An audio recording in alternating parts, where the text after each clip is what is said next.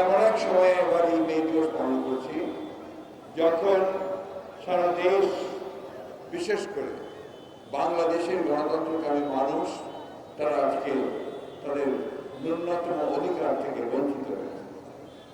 আমরা এমন এক সময় পালন করছি যখন গোটা দেশটা, এটা মনে হয় যেন একটা দৈত্য দানবের কবলে পড়ে তার সমস্ত কিছু তছনছ হয়ে যাচ্ছে। এমন একটা সময় আজকে আমরা এই সমাবেশ অনুষ্ঠিত করছি, যার কিছুক্ষণ পরেই আমাদের সকলের চোখের মনি, আমাদের গণতন্ত্রের আদর্শের নেত্রী দেশিয়া তিনি আবার তার চিকিৎসার জন্য এবারকে হাসপাতালে যাবেন।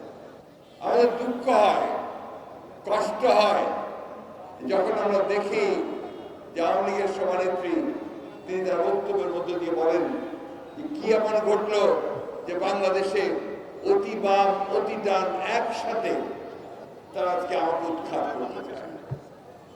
সমস্যাটা ওই জায়গাতেই যে আপনারা সেটা বুঝতে পারেন না যে কি ঘটেছে, অথবা বুঝেও না বোঝার ভান করেন। আজকে শুধু অতি বাম অতি ডান নয়, আজকে সমগ্র বাংলাদেশের, কিছুক্ষণ আগে তারা বলছে সমস্ত মধ্যপন্থী শুধু নয়, সব মানুষ যে কোনো পন্থারই হোক, তারা মনে করছে যে এই সরকারের আমলে তাদের ন্যূনতম যে অধিকার, সেই অধিকারটুকু কেড়ে নেওয়া হয়েছে। বন্ধুগণ, উনি আরেকটা কথা বলছেন যে আমাদের অপরাধ কি? আমাদের অপরাধ, আপনার গণতন্ত্রকে ধ্বংস করেছেন। সমস্ত প্রতিষ্ঠানগুলো, গণতান্ত্রিক প্রতিষ্ঠানগুলোকে আপনার ধ্বংস করে দিয়েছেন। আপনার জনগণের যে ন্যূনতম অধিকার, যে 5 বছর পর পর সে তার প্রতিনিধি নির্বাচিত করবে, পার্লামেন্ট নির্বাচিত করবে, সেই অধিকারটুকু তারা আপনারা কেড়ে দিয়েছেন।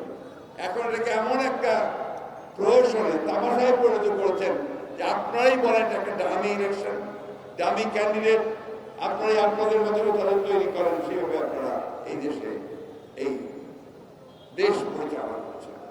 আমি বক্তব্য দীর্ঘ করবো, আপনারা একটু পরে রানি করবেন। আমি শুধু আপনাদেরকে এটুকু বলতে চাই ভাই, অনেক ত্যাগ আমরা স্বীকার করেছি, আমাদের অনেক ভাই গুম হয়ে গেছে, খুন হয়েছে, মিথ্যা মামলায় জর্জরিত হয়েছে। আমাদের নেত্রী দেশনেত্রী বেগম খালেদা জিয়া তিনি এখনো কারাগারে রয়েছেন, বন্দী অবস্থায় মিথ্যা মামলায় সাজাকে। আমাদের ভারপ্রাপ্ত চেয়ারম্যান তাকে আজকে মিথ্যা মামলায় সাজা দিয়ে তাকে বিদেশে নির্বাসিত করে রাখা হয়েছে। যখন এই দেশের বিচার ব্যবস্থা, এই দেশের প্রশাসন, এই দেশের গণমাধ্যম সব কিছুকে কুক্ষিগত করে একদলীয় শাসন ব্যবস্থা প্রতিষ্ঠা করবার জোর পায় তারা চলছে। বন্ধুগণ, এদের কৌশলটা একটু ভিন্ন। তারা সে আগেকার মতো পার্লামেন্টে বিল পাস করে বাকশাল করতে চায় না। তারা গণতন্ত্রে একটা লেবাস রেখে দিয়ে, ছদ্মবেশ রেখে দিয়ে, তারা গণতন্ত্রের সমস্ত প্রতিষ্ঠানগুলোকে ধ্বংস করে দিয়ে, জনগণকে দমন করে তারা একদলীয় শাসন ব্যবস্থা প্রতিষ্ঠা করে দেবে। সকল গণতন্ত্রকামী মানুষ, সকল স্বাধীনতার মানুষ আজকে এখনো জেগে উঠছে, তারা আবারও জেগে উঠবে।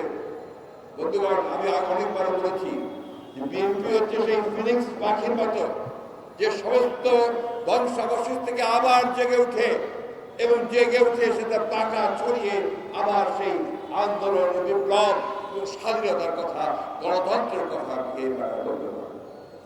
একটা কথা আমাদের সবসময় মনে রাখতে হবে যে আমরা কখনোই অতীতেও পরাজিত হইনি, আমরা পরাজিত হব না।